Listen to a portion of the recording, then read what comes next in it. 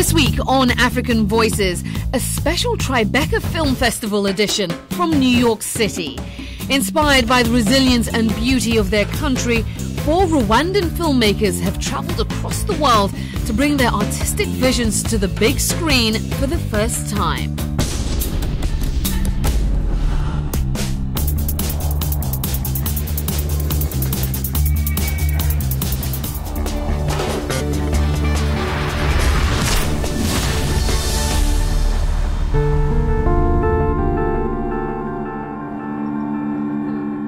On this night, Kivu Ruhorahoza's film Grey Matter is set to make its world premiere at New York's Tribeca Film Festival. I'm nervous and I'm excited.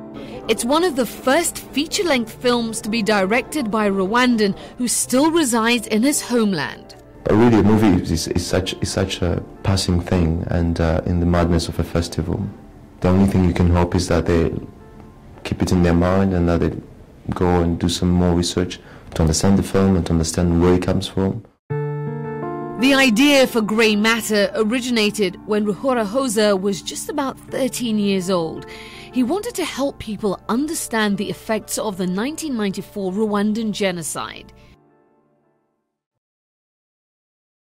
I wanted to make a short film about these 2 siblings who've lost it all and who are struggling with trauma. And when I finished the story, it wasn't easy to understand for someone who didn't have some information about my country. He later added 2 other stories to form the complete script. I wrote the story about a madman who's probably a patient or who's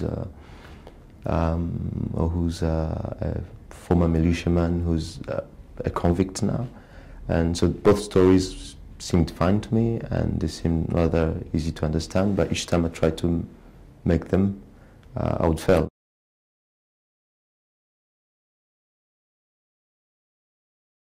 Then I wrote a story about myself, not failing to make films, to make 2 short films that are dear to my heart. And the whole thing seemed like it could be a nice feature film. In 2009, Ruhorahoza was finally given the chance to make his film when he teamed up with Australian producer Dominic Allen.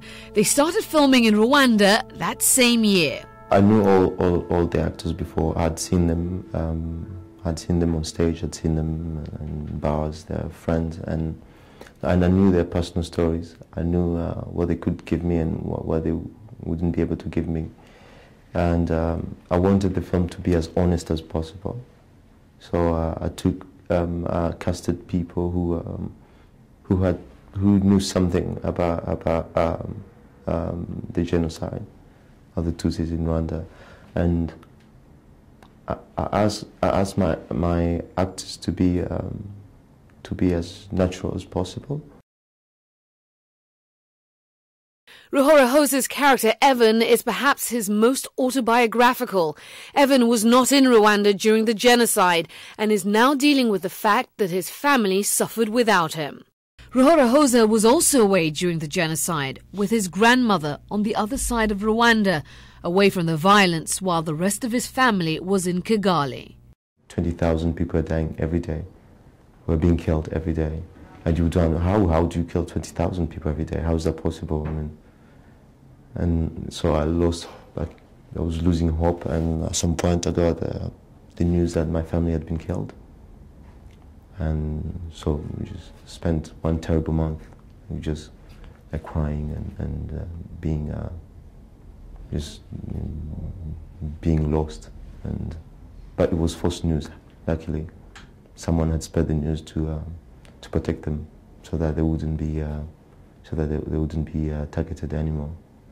Yeah, but still, in my mind, I had been an orphan for some days. I'd been completely alone for some days, and it changed something radically in my life. And after the genocide, when I went back to Kigali to meet my family, I didn't know how to talk to them. I just, at some point, I was like, are they ghosts? Is it this real? Am I this lucky? Because so many people of my age lost everything.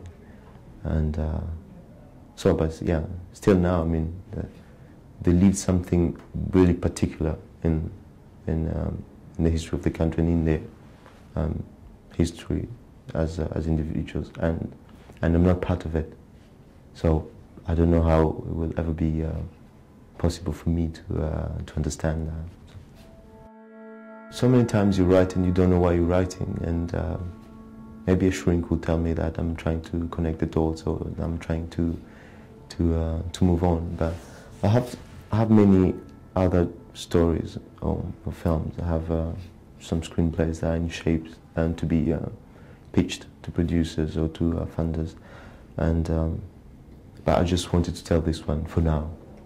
And it's not for me, it's not a genocide film. Like I made this flag in the film with a K, but the flag of Rwanda was R, and I don't name the conflict. And you can, I mean, for someone who doesn't know anything about Rwanda, I mean, it could be Liberia, it could be anywhere. So, but I just wanted to close that chapter, and someone would say that it's a healing process for me, but I don't know. I just felt that I really wanted to make it. Next on African Voices, 3 perspectives, 1 Rwanda.